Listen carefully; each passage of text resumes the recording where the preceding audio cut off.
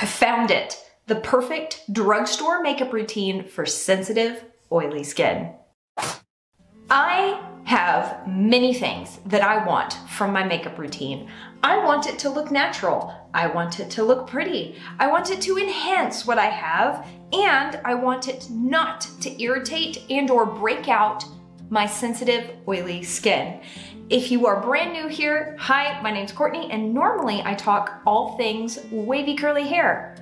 I have not addressed my hair today. In fact, my hair has been kind of sort of driving me crazy lately, and I'm really needing to troubleshoot what's going on with it. If you want to see me do that, feel free to subscribe and click that notification bell, because that video will be coming very soon, where we go through all the things that could be causing my hair to not have good hair days, not behave well, and essentially just drive me crazy. But today, I am showing you this new drugstore makeup routine that I have really been liking. I've been tinkering with this routine for a few months now, and I feel like I've really got it nailed down. In case you haven't been hanging out with me on the internet for a while, the last time we did makeup together, I shared a story time with you about how I got my nose broken at the beginning of this year. And since then, my skin has been really weird. I have had to be so careful with my skin to not irritate and or inflame it.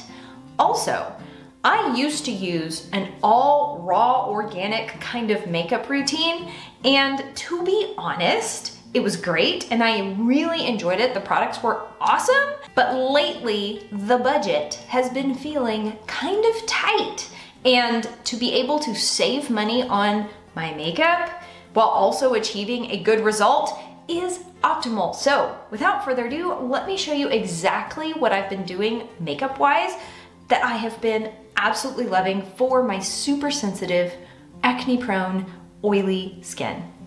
First off, the way I do my makeup is kind of weird, and here is my thought process.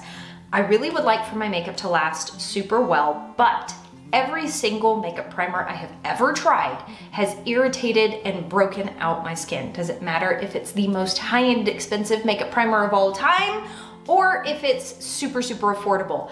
Cannot find a makeup primer that I like.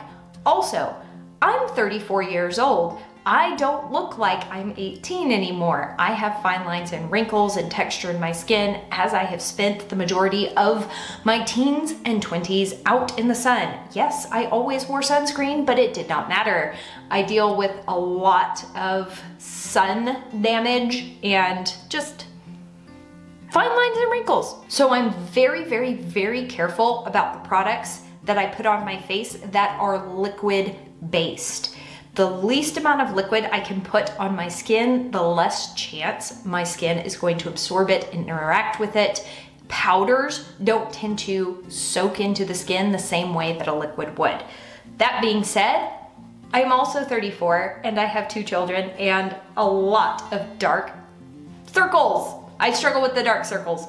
So I purchased this back when I broke my nose to help color correct bruising, but I have been loving the color corrector in this palette, just the peachy one. Clearly I've hit pen, can you see? On this product, and I'm gonna use it up probably. I don't know if I will repurchase, but as of right now, I am really enjoying how it helps correct the dark circles. My skin does not break out with it.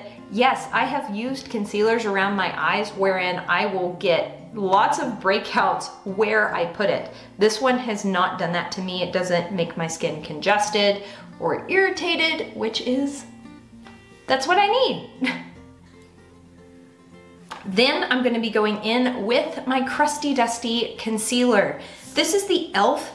Hydrating Camo Concealer. For a long time, I liked the 12-hour matte one, but I was noticing that in my fine lines and wrinkles, it was really accentuating all of my texture. The hydrating version formula doesn't do that, which I am really happy about. Also, I have started putting it on the back of my hand and taking a little semi-dense brush to apply it to my face. Instead of just dotting it all over my face, I wash my brushes rather frequently. This helps with the breakout situation. But I am just going to be spot concealing here and there. Also, I have this major scar right here. Not being smart with my skin. If you want to know what caused that scar, I can tell you, but I'm really embarrassed because it was really dumb. Just gonna tap this in and we'll be right back. And now I'm all nice and concealed. I put an incredibly thin layer of that hydrating camo concealer on my face. And as you can see, it's evened everything out really, really nicely. Now, remember what I said about not putting creams on my face? This is a no foundation routine, sort of. Does it count if it's a powder foundation? This is the Essence 16 Cover Last Powder Foundation. I use Classic Vanilla, and honestly, it's a little bit too light for me. But what I love so much about this powder is the texture it gives my skin. Remember, I am incredibly oily. I'm 34, I have some texture, and everything, even some powder foundations, settle into my fine lines and wrinkles. Now I can hear you through the screen. Courtney, we've been watching the makeup YouTubes for years, and everyone says you're supposed to use a liquid foundation if you have texture on your skin. It's gonna help calm down the texture in your skin. Great, I'm so glad. Would you please tell me which foundation to use that won't break me out, that won't settle into my fine lines and wrinkles and skate and slime all around my oily face? Because if it's a foundation for oily skin, it's going to dry down a little bit and that will accentuate my texture. And if it's a foundation that's meant to not accentuate texture, it's going to be for more dry skin, meaning that it's kind of a more hydrating kind of foundation, which means it's going to move all over the place. So this is why I have settled on this powder. It gives my skin a really velvety texture. I don't want a lot of coverage. I want it to look like my skin is my skin, but better. But not my skin, because my actual skin is quite sun damaged. I just need to kind of softly even things out without stuff settling into my fine lines and wrinkles and or accentuating the crazy gigantic pores I have on my nose. Since breaking my nose and having stents, like it's not a stent, I think it's a brace put on the outside of the nose post-surgery. I've had 2 surgeries on my nose. I've been dealing with some seriously enlarged pores and blackheads, and it's discouraging. Also, major, I showed you earlier, but I have some melasma, and the melasma leaked into my fine lines and wrinkles. So my wrinkles on my forehead aren't actually that bad, but the discoloration that's in the middle of them due to melasma makes them look way worse than they are. So I have to be very, very careful and intentional about my base on my forehead, because it looks real bad. It looks real bad otherwise. Now, I've only done half my face so we can see what we're dealing with. And this is the more discolored side of my face. This tends to be the happier, more even side. You can see that there is still just a touch of sheen coming through with all of my sunscreen and serums and stuff and things on this side of my face. It's way shinier, but it still looks like I'm a human, not like I've dumped my face in powder. It just looks a little bit smoother and softer. Texture is calmed down.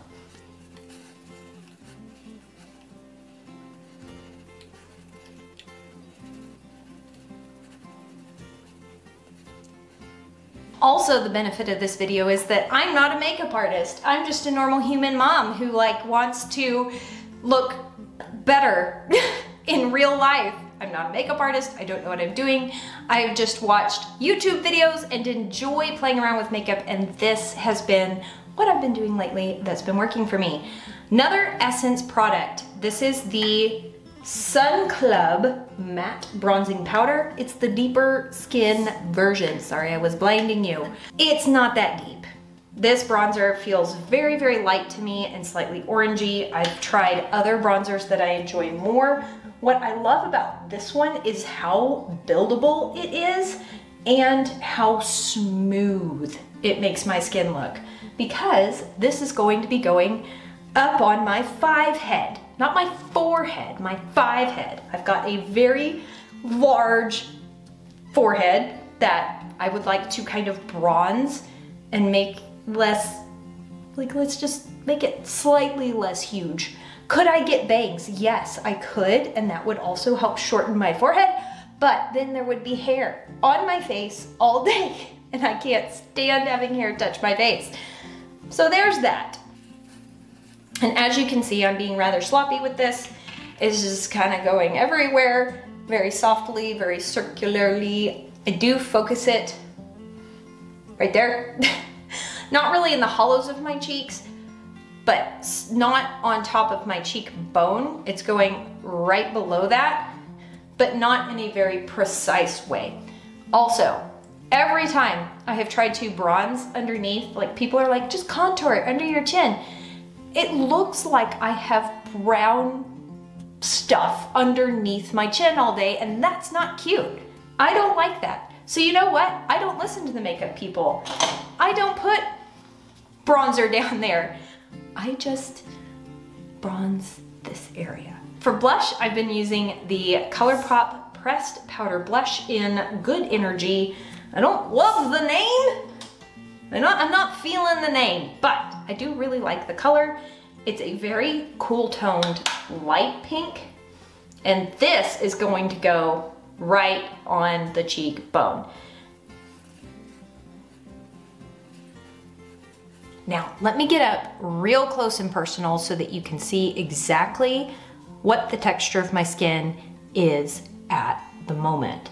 It is just the slightest touch powdery. And on the days where that bugs me a little bit, I will take the Mario Badescu Skincare Facial Spray with Aloe Herbs and rose water. I watch skincare videos where they say that this is basically just spraying your face with water.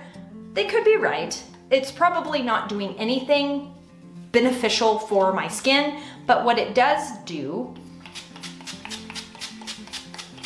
is it knocks down the powderiness of the makeup, and it does not set my face in any way, shape, or form. This is not going to improve the longevity of your makeup. And this doesn't irritate or inflame my skin in any way, which is why I prefer it to makeup setting sprays. Every makeup setting spray I've ever tried has made my skin feel itchy and very uncomfortable. This doesn't do that to me, which is why I use it for this step. I could totally skip this too, and in like 20 minutes, my face is not gonna look powdery anymore. Why? Because I'm oily. Now for eyeshadow, I'm going to be using ColourPop eyeshadows. This is the 1111 palette. And first off, I'll be grabbing Good Thoughts right here to just kind of go on the lid. I'm just going to stamp this on. It's kind of a matte, orangey, fleshy toned color. And I like using this kind of shade for all over my lid because it's matte, it's not gonna accentuate any texture, it's slightly orangey, which blue and orange are complementary colors. So anytime I can use warm toned eyeshadows, I do, because it makes my blue eyes look bluer. Now that this shade is all over my lid, I'm going to be going in with Protection, which is very pinky, kind of reminds me of my blush shade, and I'm just going to throw this all in the crease. Why? Because I can, and it makes me happy. Some days I skip eyeshadow altogether, but some days I do like a 3-step eyeshadow routine.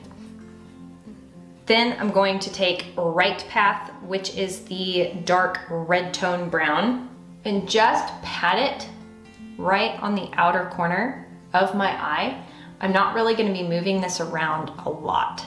It's going to stay mostly right there. But you can see that I'm blending it by wiggling the brush around a little bit. And for whatever reason, this eye, I move stuff too far in. So I'm gonna blend it. And thankfully, this is such a soft blended look, it's not gonna matter if it's not perfect or precise. Just going to take my powder brush that I use to apply my powder foundation and kind of clean up underneath the eyes. There wasn't really any fallout, but there's something about this outer corner of my eye that just feels like it needs a good cleanup every time I do my makeup. Now, we're keeping things simple. We're just going to do a quick little brow routine. Oh man. I just ran out of my L'Oreal Paris Brow Stylist Definer, which is fine because this lasted me like 2 weeks and it's $8, when in fact I can get decent brows with the e.l.f. brow pencil. This one's $3. And I'm pretty sure that it lasted me for 2 months. So there's that. I am that person that likes to do my brows every day. So I need a brow pencil that gives me the effect that I want while also being affordable because I do them every day. This is one thing I don't skip.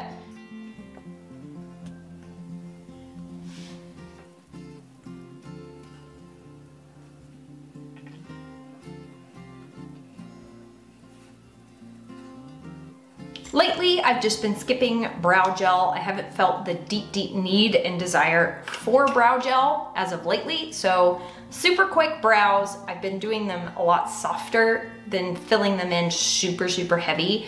Just kind of defining the bottom edge and then the top of the outer edge. I'm kind of leaving the center alone more. I'm not messing with it as much.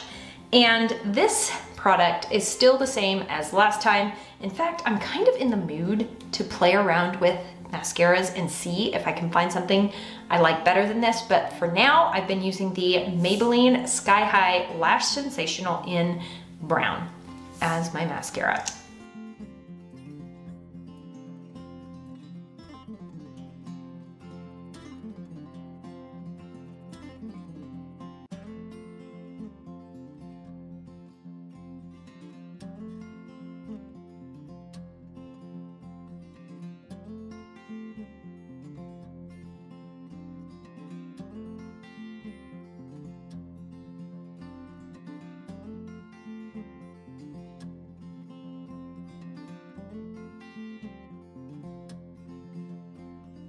Last step is lips and more ColourPop. I have been loving the Ultra Blotted Lips from ColourPop. They add color to the lips, but they're not super defined looking. So when they wear off throughout the day, I don't feel like, oh my gosh, I've got to go reapply my lip right now. In fact, the way they wear off, they kind of stain the lip just a little bit. So I just put on chapstick after this and call it good. There's enough hydration in these blotted lips that it kind of sets me up for the morning, and then throughout the rest of the day, I just slap on the chapsticks. But there we have it, guys. That is it for my affordable drugstore makeup routine for sensitive, oily skins. Remember, you do not have to follow all of the makeup rules. Just like with hair, kind of play around with stuff and figure out what works for you and what doesn't. I don't like putting any eyeshadow underneath my eyes. I do not like putting mascara on my bottom lashes. I feel like I look weird that way, but I really like just a touch of eyeshadow, a little bit of mascara, brow, bronzer, blush, and a really just smooth kind of airbrushed complexion that wears off really smoothly and evenly throughout the day, because I don't expect this face to look exactly like this in 12 hours. I just want it to wear smoothly and not get super crusty and bad looking. If you found this video helpful, please give it a thumbs up and share it with a friend. It really does help me out. And if you want to see me troubleshoot my weird hair woes, I will see you in the next video.